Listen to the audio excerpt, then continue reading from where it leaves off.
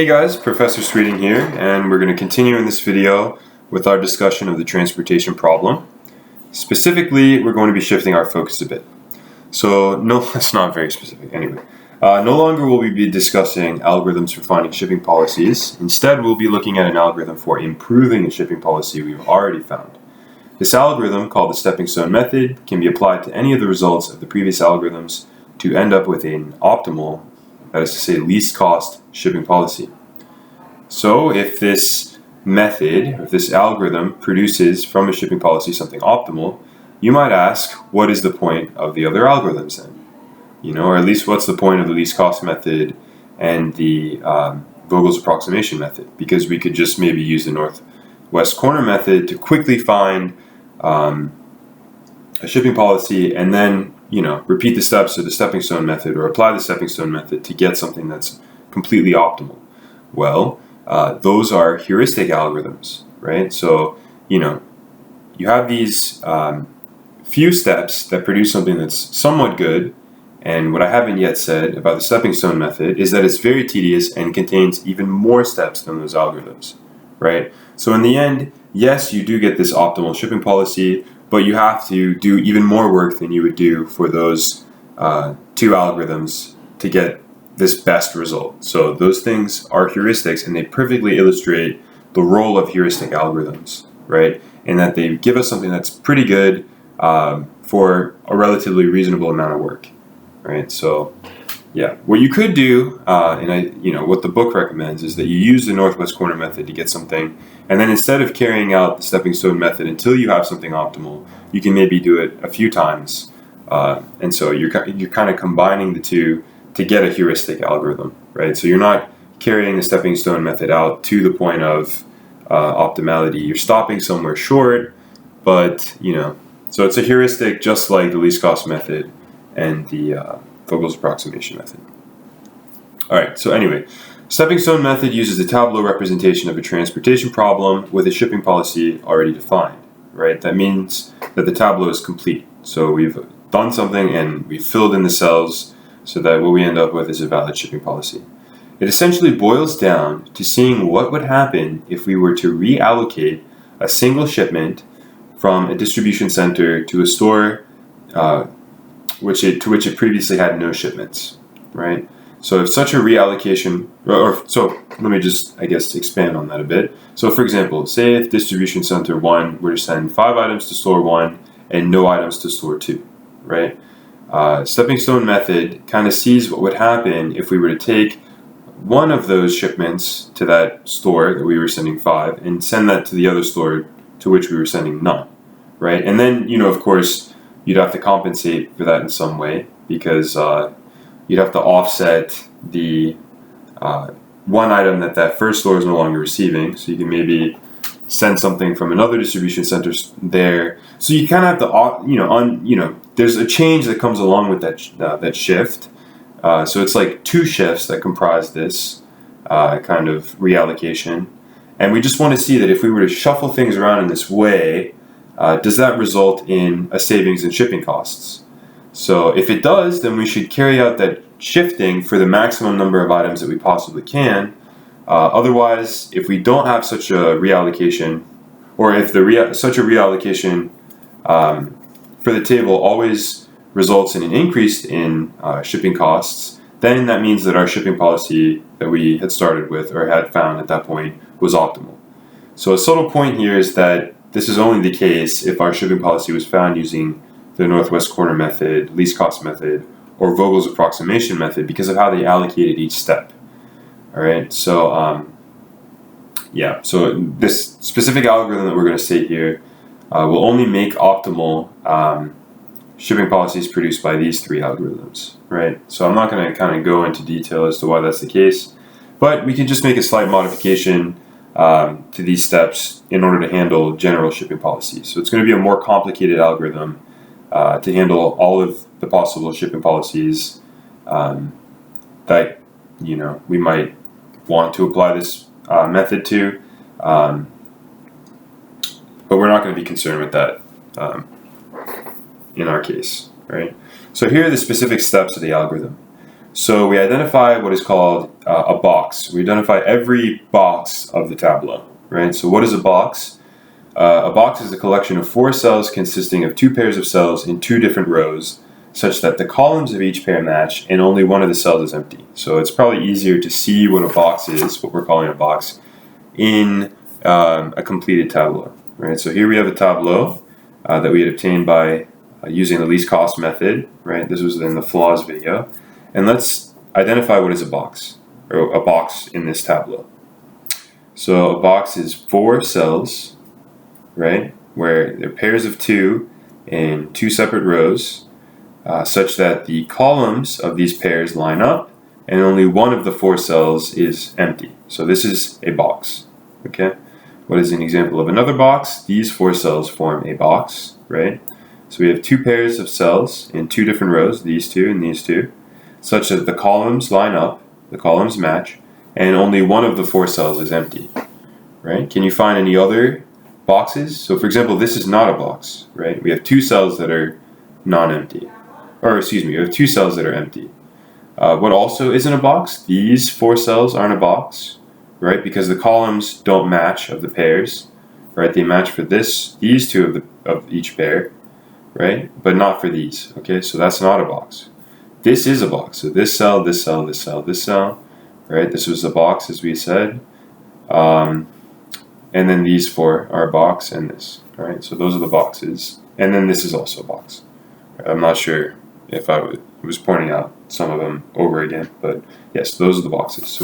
So step 1 is just to identify each box of the tableau, and then compute a sum for each of these by moving clockwise around the box, starting at the empty cell, alternating between adding and subtracting the shipping costs of each cell from the running total. This value that we obtain by doing so is called the net cost change, or indicator value of that box, right? And so let's see, right? And actually, maybe I should just finish that. And this value corresponds to the change in shipping costs of making a reallocation, as mentioned above, right? Okay, so for example, for this box, we compute that value, right, by starting with the empty cell and moving around clockwise. We add this shipping cost. We always add the shipping cost to this running sum, right? Or we always start by adding the shipping cost to the running sum of the empty cell, and then we subtract the next one clockwise around, add the next one clockwise around, then subtract the next one clockwise around. And that would be the value, the indicator value of this box. Okay, so let's see what that is explicitly for this box. So we would take 4, then subtract from that 10, we get -6. Then we'd add to that 3 and get -3. Then we subtract from that 2 and we get -5. So the indicator value for this box is -5. Let's look at what the indicator value is for this box. Okay, so we start with the empty cell. We add its shipping cost to the running sum, subtract the shipping cost to the next cell clockwise around the box. So that's 3 minus 3 is 0, plus 3, right? Add the next one, right? So that's plus 3 total, and then minus 1. So the indicator value for this box is 2, positive 2. Okay, so we compute that indicator value for each box, okay, and that's step 1. So how does the indicator value correspond to a change in shipping costs? Well, it corresponds to what would happen if we took, right, one item, right, from this allocation, and we were to move it here, right?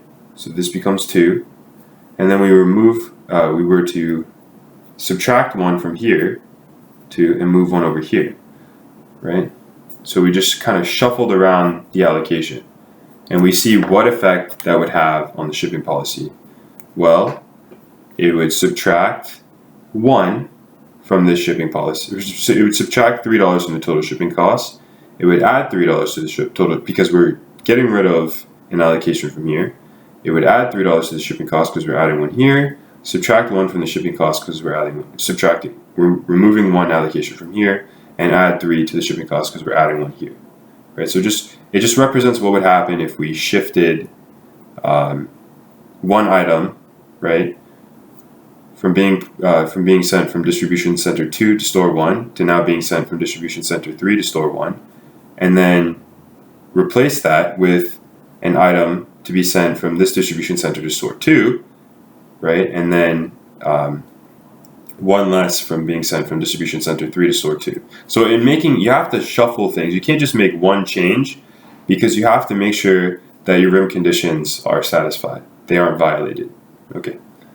All right. And so we just see what happens. What's the change in shipping when we do that shuffling? All right. Okay. If it's positive, that means that we lost money, right? That we increase, or excuse me, that means that we increase the total shipping cost. If it was negative, that means that we decrease the total shipping cost by making that shifting. All right. Okay, so if the net cost change is positive, or if each net cost change is positive, this means that any reallocation will result in an increase in shipping costs, and thus our shipping policy is already optimal and we terminate the algorithm. Otherwise, we select the box with the most negative net cost change. Right? So then for that box selected in step 2, we find out how much we can reallocate to the empty cell from the cell it shares with its row. So we'll call this its row mate.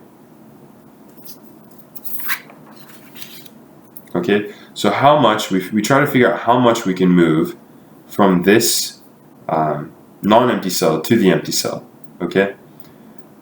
So that is the, so we're trying to determine what the new value of these cells should be. How much can we possibly shift over here, right? To exploit that, so in this case it was positive, the indicator value for this box, but in this case it was negative.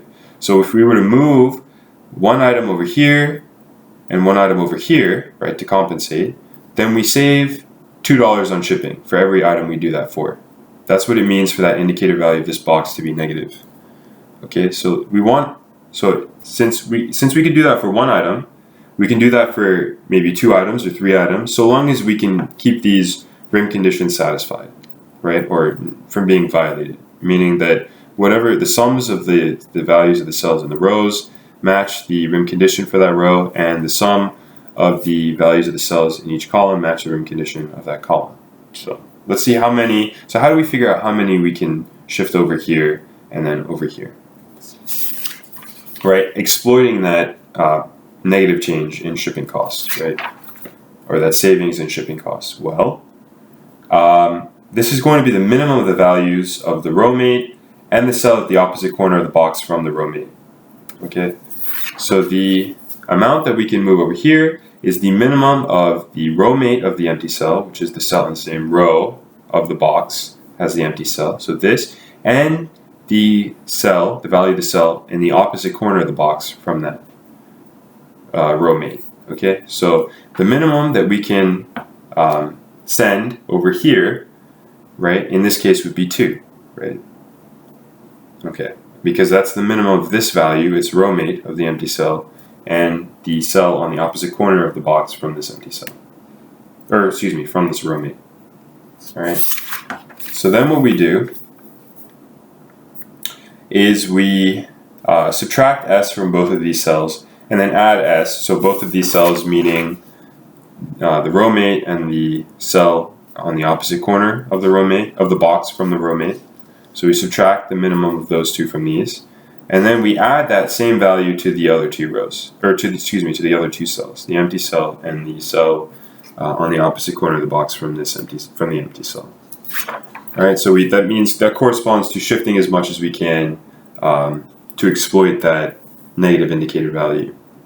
Right, and then what we do is we just repeat steps 1 to 3 until the algorithm terminates, and the algorithm only terminates when the net cost change is positive for each box in the tableau. All right, so let's. Okay, so I guess it's worth noting that it can be a very tedious process to carry out the stepping stone method until the shipping policy is optimal, and will typically take longer for shipping policies produced by the northwest corner method than the least cost method or the Vogel's approximation method. And this is just because these give more optimal solutions generally than the northwest corner method. So there's less steps you'd have to do to get to the optimal shipping policy.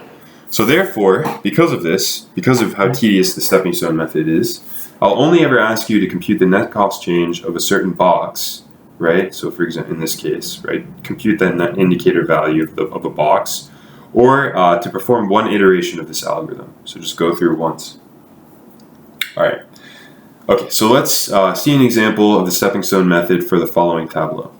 All right, so the procedure is, right, and this might get a bit messy here, just because, you know, like I said, this procedure is tedious. But I just want you to pay attention when I'm trying to apply this method to improve the shipping policy, is just how I'm computing the indicator values and how I'm able to identify every box at every step, right? Okay, so the first step would be to identify the boxes, right, of the tableau. So I do that by starting with the first row, right, and I see what boxes it can form with the second and then the third rows. All right, so let's see. So what are the boxes that the first row can form, cells in the first row can form with cells in the second row? Well, there's only one, and that corresponds to this box. So we'll call box 1,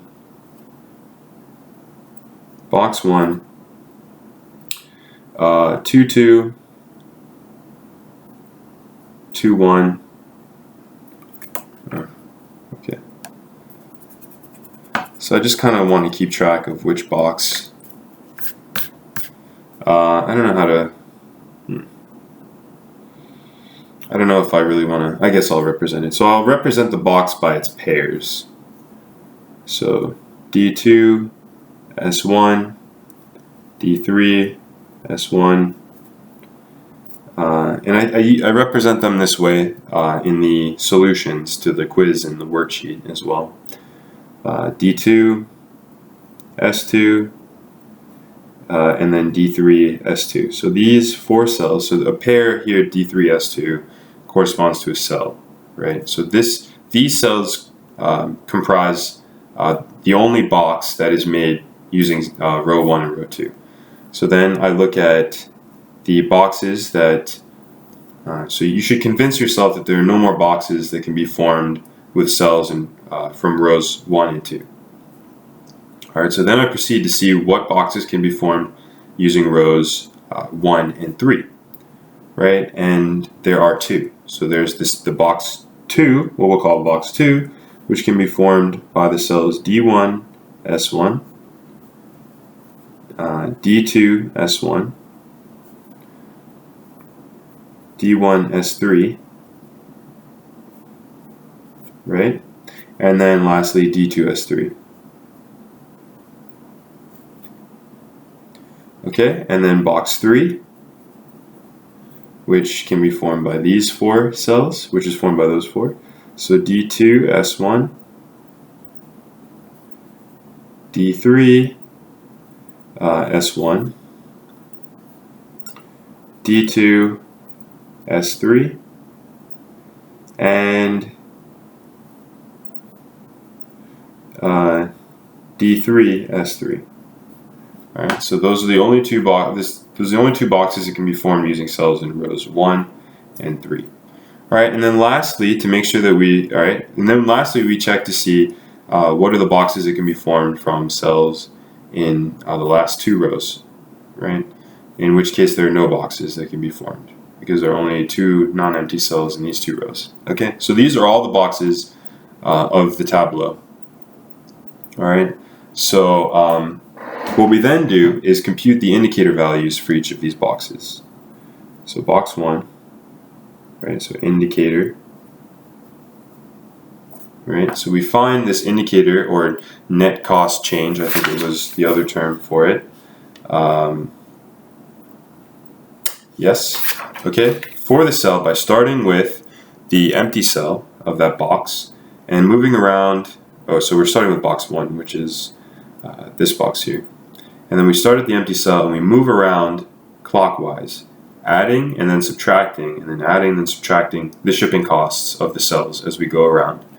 All right, so it would be 3. We start with the empty cell. It's always positive, so 3. Then we subtract the next one, so that's 0. Then we add the next one, which is 3. Then we subtract the next one, so that's 2.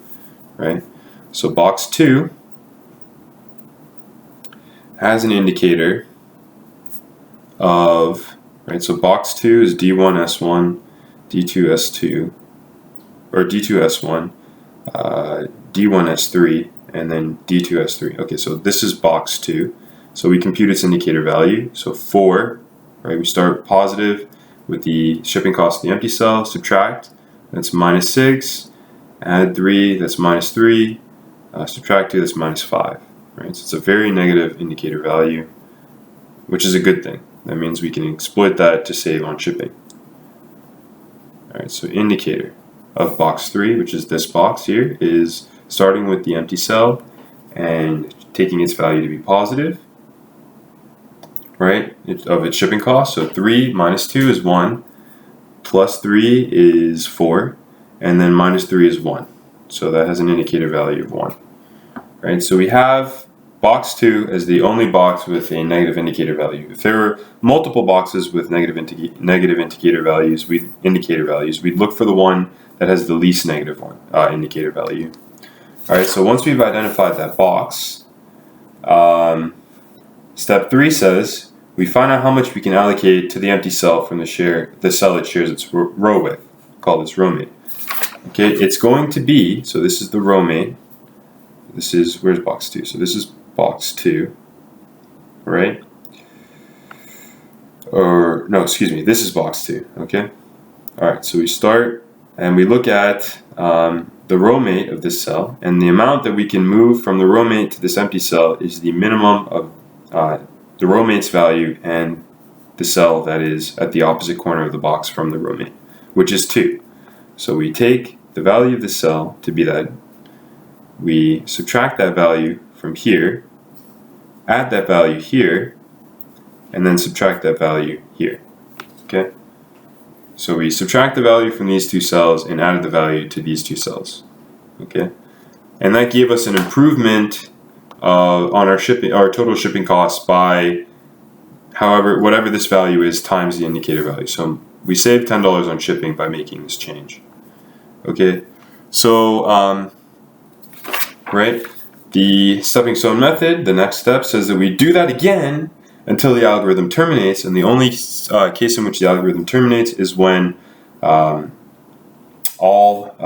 boxes of the shipping policy that we have at a particular moment have a positive indicator value. So let's see if we're done. Okay, so now let's look at the boxes of this new shipping policy that we have, right? So we have this box here. So this is iteration 1,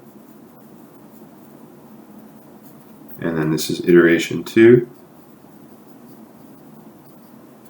Okay, so box 1 will be D2S1, D3S1,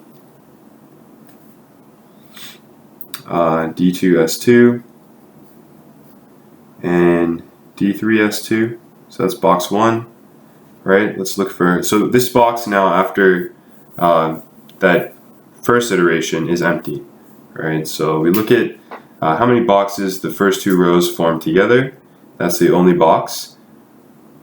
And then we look at the boxes that the first row forms with the last row, and it looks like there are 2, right, which are the same as before. Actually, we can make a note here, okay?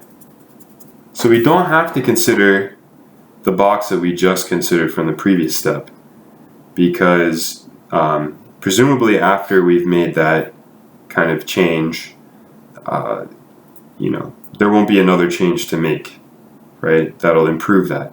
That's already been improved, that box. So we can kind of just consider this box here. Okay? So box, right? So for example, if we were to consider this box as part of iteration 2 after having just changed it from iteration 1, let's look at what the indicator value would be. It would be 10 minus 3, right? So this box is now empty, so we're computing the indicator value of this box with this box being the empty one, right? So it would be 10 minus 3, which is 7, plus 2, which is 9, and then minus 4, which is 5, so it's positive. So, I mean, it clearly doesn't make sense to look at this box after just having made the change to that box. So what we do is then just look at box 2, right, which is the same as box 3, but with the values changed from before. Oh, in fact, we can note something. We don't even have to consider